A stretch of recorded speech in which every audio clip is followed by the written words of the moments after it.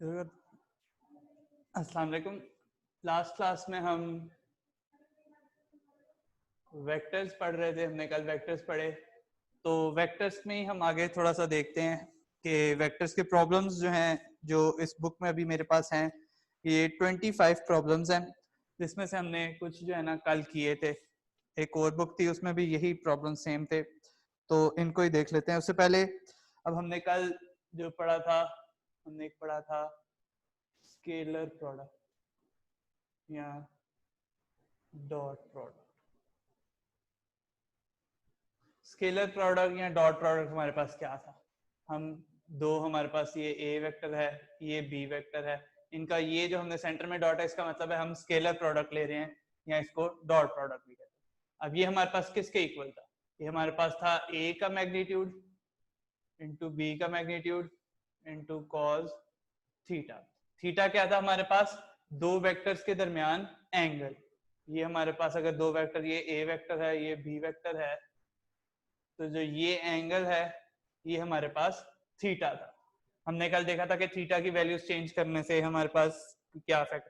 अब अगर हमने इसको थीटा को सब्जेक्ट बनाना है, तो ये हमारे पास हो गया cos theta is equal to a dot b over a magnitude into b magnitude. अब ये जो a डॉट बी है, ये हमारे पास क्या है? अगर हम देखें, हमारे पास a वेक्टर जो था, ये कैप वेक्टर है, तो a वेक्टर के अगर हम देखें तो a1 i plus a2 j plus a3, ये a1 a2 a3 हमारे पास कोई भी नंबर होंगे। और b वेक्टर जो है हमारे पास, ये होगा b1 i plus b2 j plus b3 k। तो अब ये हमारे पास दो वेक्टर ए बी हैं, हमने इनका क्रॉस प्रोडक्ट लिया। तो अब जो सिंपल जो डॉट प्रोडक्ट है, वो बेसिकली हमारे पास इन दोनों की एडिशन ही है। अगर हम ए डॉट बी को हमने ओपन करके लिखना है, तो हम उसको कैसे लिख सकते हैं?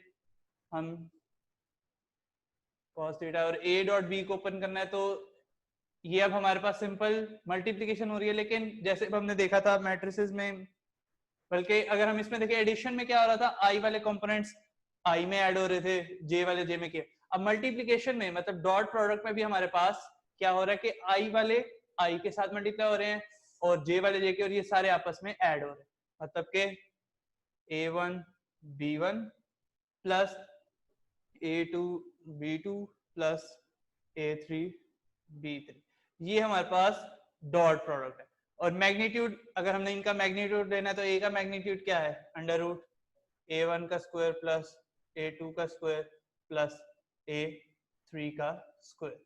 ये हमारे पास a का मैग्नीट्यूड है, और इसको हम ब्रैकेट में लिख देते हैं। और b का मैग्नीट्यूड हमारे पास क्या है? b1 का स्क्वायर प्लस b2 का स्क्वायर प्लस b3 का स्क्वायर। तो ये हमारे पास cos थीटा हमारे पास क्या हो गया? a डॉट b को हमने ओपन करके लिख दिया, तो वो हमारे पास a1 b1 plus a2 b2 plus a3 b3, और मैग्नीट्यूड को हमने ओपन करके लिख दिया, तो ये हमारे पास under root a1 square plus a2 square plus a3 square, और ये मल्टीप्लाई हो रहा है हमारे पास b के मैग्नीट्यूड के साथ, जो है under root b1 square plus b2 square plus b3 square. तो इससे हम cos थीटा को सब्जेक्ट बना लेते हैं। अब ये क्वेश्चन इस तरह का इधर बुक में है, तो उसमें हमने इसकी जो है ना पर मतलब कि एग्जैक्ट हमने नोटेशन बतानी है। तो cos थीटा हमारे पास इस पूरी चीज के इक्वल। अब इधर से अगर आपको ये दो वेक्टर्स में मतलब मैग्नीट्यूड, इनके नंबर्स भी पता हो, तो आप थीटा कैसे फाइंड करेंगे? cos को इस साइड पे ले जाए तो वो हमारे पास cos इनवर्स आ जाता है। तो इससे हम जो इंटरनल एंगल है दो वेक्टर्स का थीटा, वो हम अगर दो वेक्टर्स गिवन हो तो हम ऐसे फाइंड कर सकते हैं। ये हमारे पास फॉर्मूला, जिसमें हमारे पास a डॉट बी क्या है, हम दोनों के i कंपोनेंट्स को मल्टीप्लाई कर रहे हैं, प्लस j कंपोनेंट्स को मल्टीप्लाई कर रहे हैं, प्लस k कंपोनेंट्स, और नीचे इन दोनों के मैग्नीट्यूड डाले। तो ये हमारे पास इसका थीटा फाइंड करने का फॉर्मूला, अगर हम ओपन, अगर हमें वेक्टर्स गिवन है, ये वेक्टर्स अगर हमें गिवन है, उससे हम थीटा कैसे फाइंड कर सकते हैं? तो वो हमारे पास ये फॉर्मूला है। अब इसमें हमने कल देखा था कि थीटा की वैल्यूज को चेंज करने से हमारे पास जो है ना क्या इफेक्ट आ रहा है। जैसे अब कॉस का हमने ग्राफ देखा था, तो कॉस का ग्राफ हमारे पास कैसा होता है? ऐसा होता है, जिसमें ये हमारे पास 0, 90, 180, 270, और इसको बोलेंगे तो ये हमारे पास 360। तो ये हमारे पास कॉस का ग्राफ है। तो जब हमारे पास कॉस 90 है तो हमारे पास 0 है, मतलब जब कॉस हमारा कॉस थीटा में हमारा इज इक्वल टू 0 होगा, कब? जब हमारा थीटा इज इक्वल टू 90 है।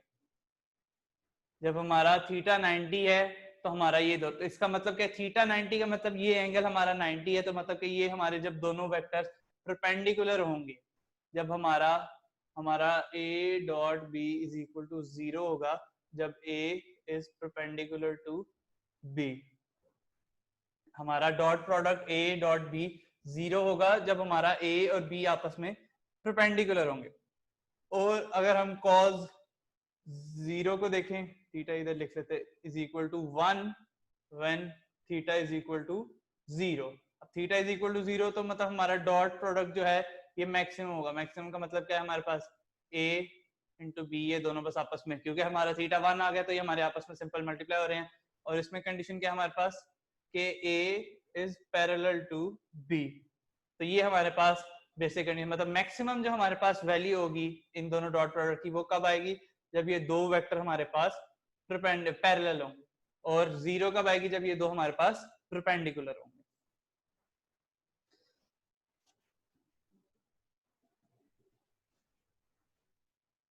अब अगर हमने दूसरी चीज देखी थी डॉट प्रोडक्ट के अलावा, क्रॉस प्रोडक्ट, यहाँ उसको हम कह रहे थे वेक्टर प्रोडक्ट।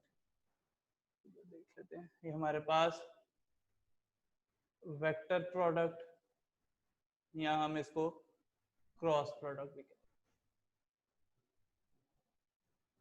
क्रॉस प्रोडक्ट हमारे पास क्या था, a क्रॉस b हम कह रहे थे, a और b हमारे पास दो वेक्टर है।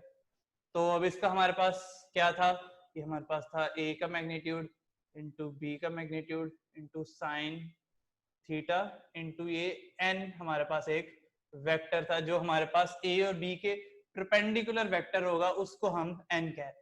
अब अगर हमें देखने के n क्या है, अभी इसकी कोई एग्जांपल मुझे नहीं मिली, लेकिन अगर हम सिंपलेस्ट केस देखें तो अगर a हमारा i है और b हमारा j है, तो हमारे पास n क्या है, i और j के परपेंडिकुलर जो हमारे पास एक्सेस है, मतलब i और j के परपेंडिकुलर हमारा क्या एक्सेस है, कल हमने बात की थी कि i j के तीनों हमारे म्यूचुअली परपेंडिकुलर हैं। तो i और j के परपेंडिकुलर एक्सेस हमारा k है, तो ये जो n है ये हमारा k हो जाएगा। सिंपल k जो हमारा वेक्टर है ये हमारा n हो जाएगा। ये सिंपलेस्ट केस है, लेकिन ये बताने के लिए कि अगर यहाँ पे हमारे पास कोई एक वेक्टर होता, यहाँ दूसरा वेक्टर होता, ये जो n है वो इनके परपेंडिकुलर वेक्टर होता। ठीक हो गया, तो ये हमारे पास n है। अब इसमें भी हमने इसको अगर ओपन करके देख लें हमने, अब अगर आप एफएससी की बुक देखें तो उसमें हमारे पास ये फॉर्मूला नहीं गिवन, ये सेकंड ईयर में लास्ट चैप्टर वेक्टर्स का है, उसमें हमारे पास क्रॉस प्रोडक्ट का ये फॉर्मूला नहीं गिवन। अब क्रॉस प्रोडक्ट का हमारे पास फॉर्मूला, जो फॉर्मूला ये तो डायरेक्ट है, ये अगर आप फिजिक्स में जाएं तो वहां हमारे पास ये फॉर्मूला यूज होगा, लेकिन अगर हमने a क्रॉस b देखना है तो वो अब हमने मैट्रिसेस में डिटर्मिनेंट पढ़े थे, तो ये अब उस तरीके से सॉल्व होगा। ये हमारा i j k, ये हमारा a vector a1 a2 a3 b1 b2 b3, इनका डिटर्मिनेंट लेना है। इसका डिटर्मिनेंट, अब 3 क्रॉस 3 का डिटर्मिनेंट का फॉर्मूला हमने देखा था कि 3 क्रॉस 3 के डिटर्मिनेंट का फॉर्मूला क्या होता है। सबसे पहले क्या हमने इसको लिख देना है i, और डिटर्मिनेंट किसका फाइंड करना है, इन दोनों का। ये हमारे पास a2 a3 b2 b3 minus sign फिर आता है 3 क्रॉस 3 अगर हम सॉल्व करें, माइनस j इंटू डिटर्मिनेंट हमने लेना है a1 a3 b1 b3 plus हमारे पास k, और डिटर्मिनेंट हमने किसका लेना है a1 a2 b1 और b2। अब ये हमारे पास एक वेक्टर की फॉर्म में आ जाएगा, अगर हम इसको मल्टीप्लाई करके लिख दें तो ये हमारे पास a2 b3 minus a3 b2, ये हमारे पास i के साथ आ गया, माइनस j के साथ हमारा क्या आ गया a1 b3 minus a3 b1, ये हमारा j आ गया, प्लस k के साथ हमारा आ गया a1 B2 माइनस A2, इसको नीचे लिख देते हैं थोड़ा, माइनस A2 B1 और इसके साथ हमारा K आ गया। तो अब ये हमारा क्रॉस प्रोडक्ट जो है अगर हमने फाइंड करना है दो वेक्टर्स का, तो वो हमारे पास ये होगा। हम इनको मैट्रिसेस की फॉर्म में लिख के डिटर्मिनेंट जैसे 3 क्रॉस 3 का सॉल्व करते हैं। अब ये हमारे पास पहली रो, सेकंड रो, थर्ड रो, हम फर्स्ट रो को ऐसे ही लिखते हैं, ये उसका हमारे पास माइनर आ गया, फिर ये हमारे पास नेगेटिव साइन है, ये हमारे पास J का माइनर आ गया और ये K का माइनर। अब डिटर्मिनेंट 2 क्रॉस 2 का तो डायरेक्ट फॉर्मूला हमें पता है, प्रिंसिपल डायगोनल को मल्टीप्लाई करते हैं माइनस सेकेंडरी डायगोनल। तो ये इसको ओपन करके हमारा जो क्रॉस प्रोडक्ट है A क्रॉस B जो है हमारे पास, वो इसके इक्वल है अगर हम मैट्रिसेस वाले फॉर्मूले डिटर्मिनेंट से सॉल्व करें। जो ऊपर वाला फॉर्मूला है वो अगर आप एफएससी की बुक देखें तो उसमें ये फॉर्मूला कहीं गिवन नहीं होगा, शायद ये हमारे पास फिजिक्स में शायद गिवन हो, लेकिन जो बुक है उसमें ये फॉर्मूला नहीं गिवन। तो ये फॉर्मूला अगर आप क्वेश्चंस देखें, लेकिन ये तो हमें थ्योरी की बात कर रहे हैं तो हमारे पास ये फॉर्मूला है, लेकिन अगर आप एंट्री टेस्ट के क्वेश्चंस देखें तो उसमें आपके पास यही फॉर्मूला जो है ना ये ज्यादा इंपॉर्टेंट है, क्योंकि वहां पर वो एंगल्स वगैरह पूछेगा हमारे पास कि ये अगर परपेंडिकुलर है ये पैरेलल है तो क्रॉस प्रोडक्ट क्या होगा, वो कोई हमें वेक्टर दे के उसका क्रॉस प्रोडक्ट फाइंड करने का नहीं पूछेगा। अब अगर हम कोई क्वेश्चंस देख लें तो यहाँ पर एंगल की क्वेश्चन है ज्यादा, इसको इरेज कर लेते हैं, हम थोड़े क्वेश्चंस देख लेते हैं। अब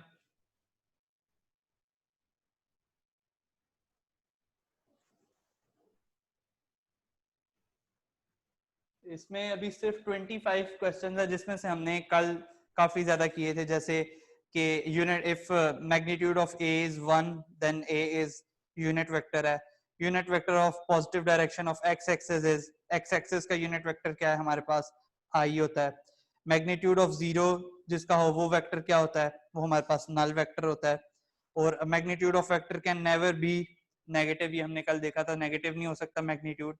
अब यहाँ पर ये फिफ्थ क्वेश्चन है कि स्केलर प्रोडक्ट और dot product of two vectors can be defined as, तो यहाँ पे हमें स्केलर प्रोडक्ट का फॉर्मूला गिवन है कि ए डॉट बी किसके इक्वल होता है, तो वो हमने देखा अभी ए डॉट बी किसके इक्वल होता है, A magnitude into B magnitude into cos theta, तो करेक्ट आंसर।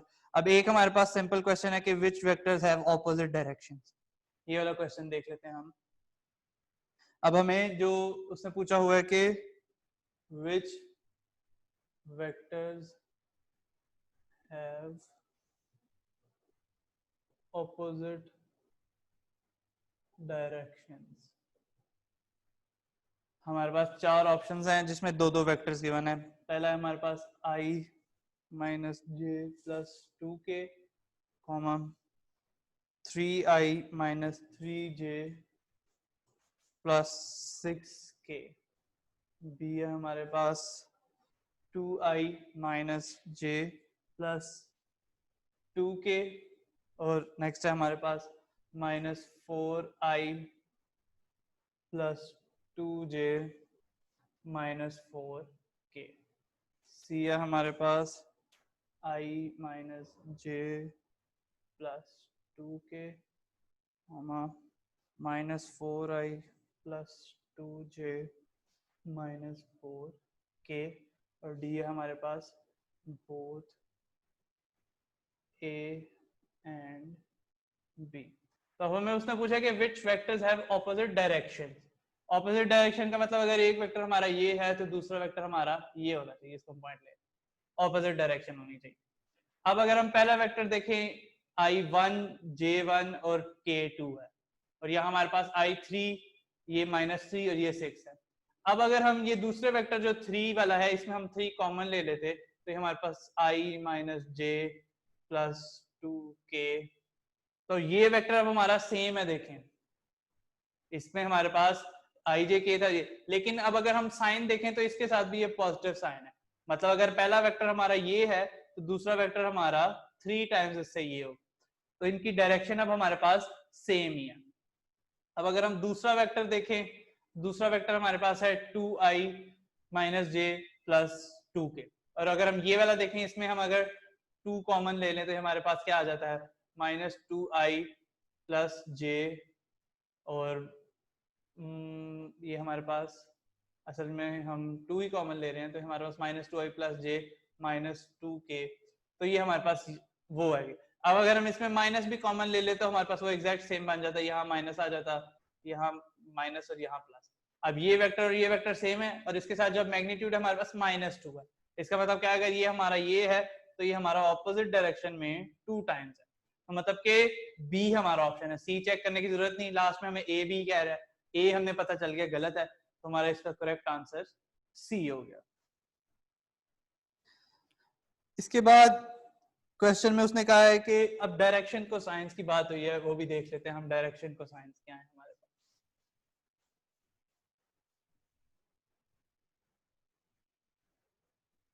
अब ये हमारे पास 3 डायमेंशनल एक्सिस है, ये हमारे पास कोई भी वेक्टर है, ये हमारे पास एक वेक्टर है, इसको हम ए कह रहे हैं।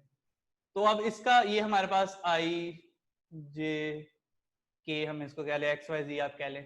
तो अब हम डायरेक्शन को जानेंगे। अब ये हमारा जो ये वेक्टर है, ये ए के साथ इसका एंगल जो है वो है अल्फा, इसका बी के साथ जे के साथ जो एंगल है वो है हमारे पास बीटा, और इसका जो के के साथ है वो है हमारे पास गैमा। तो अब ये हमारे पास जो एक वेक्टर है ये असल में 3 डायमेंशनल है, तो ये जो हमारे पास इन एक्सिस से जो एंगल बना रहा है ये हमारे पास अल्फा बीटा गैमा होगा। अब डायरेक्शन को साइंस क्या है हमारे पास, के हम कह रहे हैं कॉस अल्फा प्लस, ये हमारे पास डायरेक्शन को साइन है आई का, हमारे पास फिर हो गया कॉस बीटा और हमारे पास कॉस गैमा। ये हमारे पास डायरेक्शन को साइन है आई डायरेक्शन में, ये जे डायरेक्शन में, ये हमारे पास के डायरेक्शन। अब इसकी हमारे पास आइडेंटिटी क्या है, ये हमारे पास इनको अगर हम cos square alpha plus cos square ये प्लस cos स्क्वायर ये इज इक्वल टू हमारे पास 1 होता है। ये हमारे पास एक आइडेंटिटी है, जैसे हम ट्रिग्नोमेट्री में आइडेंटिटीज पढ़ते हैं, तो ये भी हमारे पास एक बेसिक आइडेंटिटी है कि cos स्क्वायर अल्फा, अल्फा हमारे पास a वेक्टर का आई एक्सिस से एंगल है, plus cos square beta plus cos square gamma is equal to 1। अब इसको सिंप्लीफाई करके जो है ना, हम इसको हम L कह देते हैं, प्लस इसको हम M कह देते हैं, और इसको हम N कह देते हैं, तो ये हमारे पास स्क्वायर हो, मतलब कि L हमारा क्या है cos अल्फा, M हमारा क्या है cos बीटा, और N हमारा क्या है cos गैमा। तो ये हमारे पास डायरेक्शन का साइंस है। तो ये आइडेंटिटी हमारे पास क्या बन गई, L square plus M square plus N square is equal to 1। तो ये हमारे पास डायरेक्शन को साइंस है। अब इसमें देखें ना, अगर हमें कोई वेक्टर गिवन है, उसके हमारे कोऑर्डिनेट्स ही गिवन होंगे, तो उसके एंगल हम क्रॉस प्रोडक्ट से निकाल सकते हैं। अब देखें क्वेश्चन भी देख लेते हैं और उससे समझ भी आ जाएगी। अब 6 क्वेश्चन तो सिंपल यही था, 7 के डायरेक्शन को साइंस होते क्या है उसकी आइडेंटिटी बतानी, तो वो हमारे पास ये जो आइडेंटिटी है ये हमारे पास डायरेक्शन। अब उसने पूछा है find the direction cosines of y axis, direction cosines हमने बताने हैं ऑफ वाई एक्सिस। अब वाई एक्सिस हमारा क्या है, ये एक्सिस हमारा जो जे एक्सिस है, असल में यहाँ पे हम ये चेंज हो गई, ये हमारे पास ये के होता है और ये जे होता है, क्योंकि हम अगर प्लेन में देखें तो ये हमारे पास आई जे है और हम ऊपर जाएं तो के है। तो अगर हमारा जो जे एक्सिस है या वाई एक्सिस वो हमारा क्या होता है, उसके कोऑर्डिनेट्स हमारे पास क्या है 0 1 0। और अगर हम एंगल की फॉर्म में देखें तो अगर ये हमारा जे एक्सिस है, इसका आई एक्सिस से क्या एंगल है 90, cos 90 हमारे पास क्या होता है, हमने पहले देखा 0, तो मतलब के 0 आ गया पहले। फिर हमारा इसका y एक्सिस के साथ क्या एंगल है, मतलब 0, cos 0 हमारे पास क्या होता है 1, और इसका k एक्सिस से क्या एंगल है, ये एंगल भी 90 है, ये एंगल भी 90 है, तो ये भी हमारे पास 0 है। तो ये हमारे पास direction cosines of y axis आ गया। हम सारे एंगल्स देखेंगे कि ये वेक्टर हमारा x एक्सिस y एक्सिस और z एक्सिस से क्या एंगल बना रहा है, और उससे हम जो है ना कॉज में फाइंड करके, तो ये हमारे पास डायरेक्शन को साइन है। डायरेक्शन को साइन लिख रहे हैं हम कैसे हैं, हम ब्रैकेट में सिंपल L M और N लिख रहे हैं, ब्रैकेट में भी नहीं, बस ये बीच में कॉमा है हमारे, ये हमारे पास डायरेक्शन को साइन। अब अगला क्वेश्चन वो कह रहा है हमारे पास the angle between the vector, हमें एक वेक्टर गिवन है, ए वेक्टर है उसका है हमारे पास 2i और बी वेक्टर है वो हमारे पास है 5j। हमें फाइंड करना है एंगल बिटवीन वेक्टर्स। हमने एंगल फाइंड करना है और ऑप्शन हमारे पास क्या है 0 90 180 और 360 ये हमें चार एंगल गिवन है हमने इन दोनों के दरमियान एंगल देखना है तो अब एंगल देखना है तो हम क्या करेंगे वो देख रहे हैं हम अब हमने जो आइडेंटिटी देखी थी कि अगर दो वेक्टर हमारे पास परपेंडिकुलर है अगर आप सॉल्व करना चाहें तो आप सॉल्व भी कर लें हमें आसान हो जाएगा सॉल्व अगर हम करें इसको इधर वैल्यूज डालें तो हमारे पास नीचे तो मैग्नीट्यूड आ गया इसका मैग्नीट्यूड 2 है और उसका मैग्नीट्यूड 5 है तो 2 और ये हमारा 5 आ गया लेकिन जब हम ऊपर डॉट प्रोडक्ट देख रहे हैं हम इनका तो इस वेक्टर में हमारे पास जो j है वो है 0j और यहाँ हमारे पास 0i तो 2 इंटू जब 0i करेंगे तो ऊपर तो हमारे पास 0 आ गया प्लस इधर भी करेंगे तो 0 आ गया तो हमारा जो cos थीटा है वो 0 है cos थीटा 0 कब होता है जब एंगल हमारा 90 होता है तो हमारा करेक्ट आंसर क्या होगा बी अब ये आप ऐसे भी देख सकते हैं कि हमने पहले बात की कि i और j जो हमारे वेक्टर्स हैं वो आपस में परपेंडिकुलर होते हैं तो परपेंडिकुलर का मतलब कि आपस में उनका एंगल हमारे पास 90 होगा इसको सॉल्व करने के बजाय अगर आप डायरेक्ट देख लें तो हमें पता चल सकता अब if angle between two vectors with magnitude 6 and 2 is 60 then their scalar product is अब हमें उसने क्या बता दिया है अब स्केलर प्रोडक्ट ही फाइंड करना है हमने a डॉट बी फाइंड करना है a डॉट बी फाइंड करना है और मैग्नीट्यूड ऑफ a हमारे पास है 6 इंटू बी हमारे पास है 2 इंटू कॉस हमारे पास एंगल है 60 तो cos 60 हमारे पास किसके इक्वल होता है ये आप देख लें तो cos 60 अब मेरे ख्याल से 1/2 के इक्वल होता है तो इसमें हमारे पास जो ऑप्शंस अगर देख लें हम a हमारे पास है 12 6 3 और 0 अब cos 60 की अगर आप वैल्यू देख ले तो उसको डायरेक्ट मल्टीप्लाई कर लें तो ये भी आपको याद रखने पड़ते हैं कि हमारे पास जो cos की हम देखेंगे आगे ट्रिग्नोमेट्री में तो अब मेरे ख्याल से cos हमारे पास 1/2 के इक्वल होता है 60 तो ये हमारे पास आंसर जो है ना वो चेक कर लेते हैं जी आंसर हमारे पास है 6 तो ये 1/2 के इक्वल ही होता है तो ये कैंसिल हो गया हमारे पास आंसर 6 आ गया अब यहाँ पे देखिए उसने हमें वेक्टर के मैग्नीट्यूड और एंगल दे दिया और उसने अब स्केलर प्रोडक्ट पूछ लिया अगला है if vector 2i plus 4j minus 7k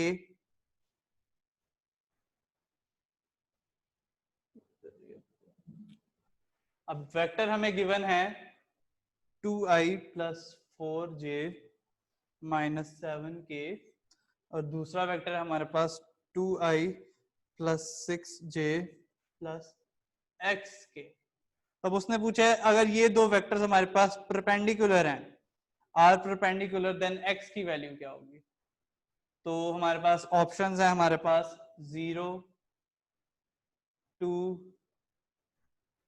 4 7 तो अब ये परपेंडिकुलर है परपेंडिकुलर कब होते हैं हमारे पास दो वेक्टर अगर परपेंडिकुलर है तो हमारे पास क्या कंडीशन क्या होती है हमारे पास कि हमारे पास जो डॉट प्रोडक्ट है वो हमारा 0 होना चाहिए तो अगर हम इनका डॉट प्रोडक्ट देख लें हमने डायरेक्ट सिंपल जो डॉट प्रोडक्ट है अभी डेफिनेशन पढ़ी थी हम a1 b1 कर लें तो 2 2 are 4 हम ये दोनों आपस में मल्टीप्लाई कर रहे हैं plus 4 into 6 24 minus 7x is equal to 0 अगर हम इसको सॉल्व करें तो हमारे पास 7x is equal to 28 तो x is equal to 4 तो हमारा ये वाला आंसर करेक्ट होगा हमारा x is equal to 4 है अब परपेंडिकुलर की बात हुई थी हमने डॉट प्रोडक्ट डायरेक्ट 0 रख के हमने डॉट प्रोडक्ट को सॉल्व करके ये आंसर निकाल लिया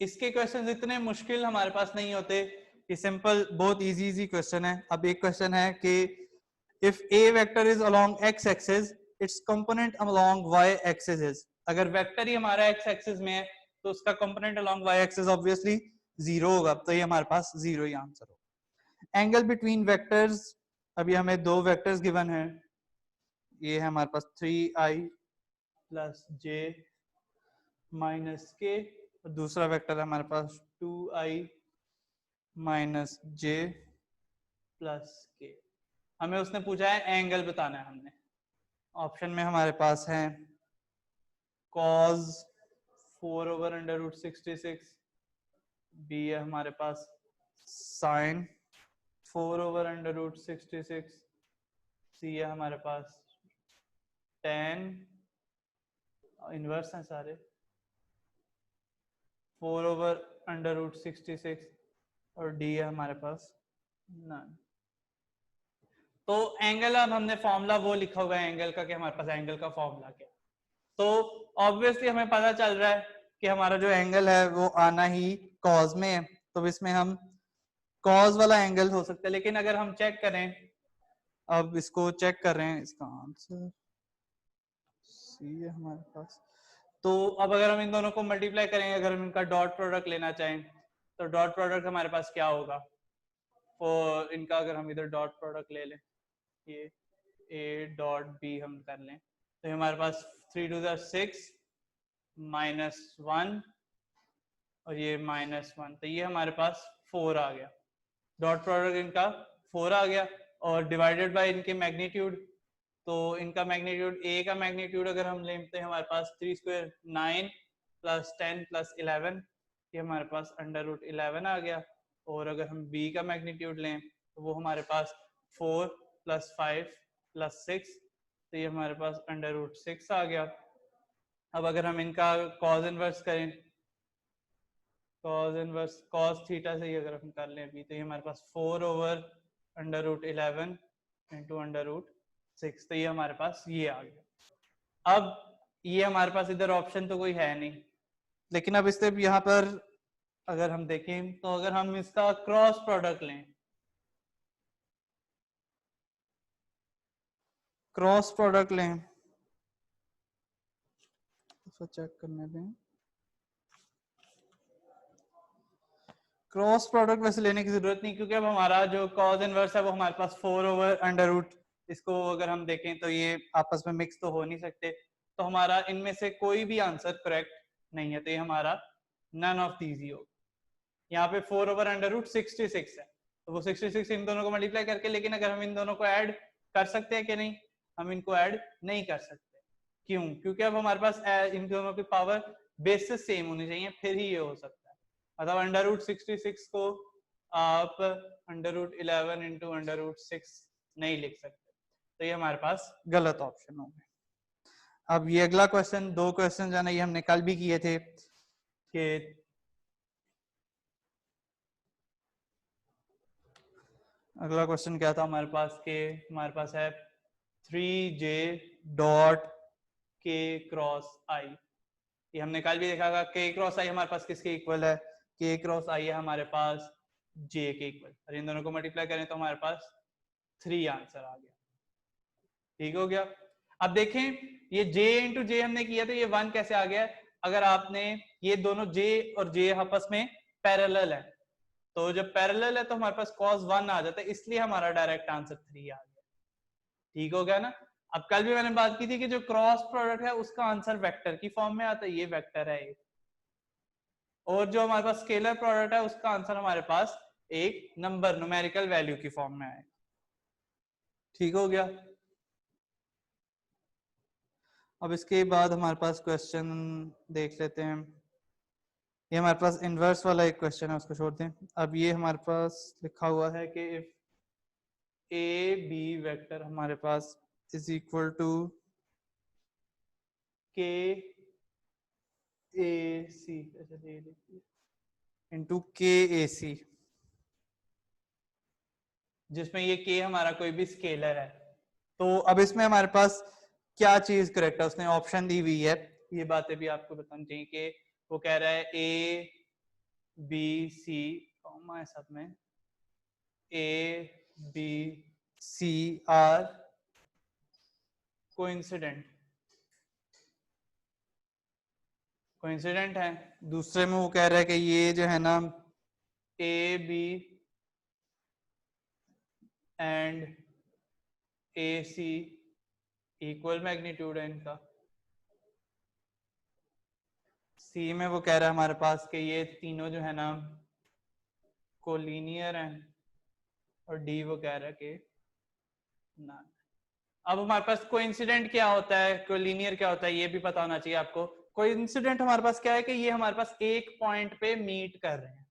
हमारे पास ए बी सी, अगर हम इनको ड्रॉ करें तो हमारे पास ये अगर हमारा ए बी है तो ये हमारा किसके इक्वल है, ये हमारा k टाइम्स ए सी के इक्वल है।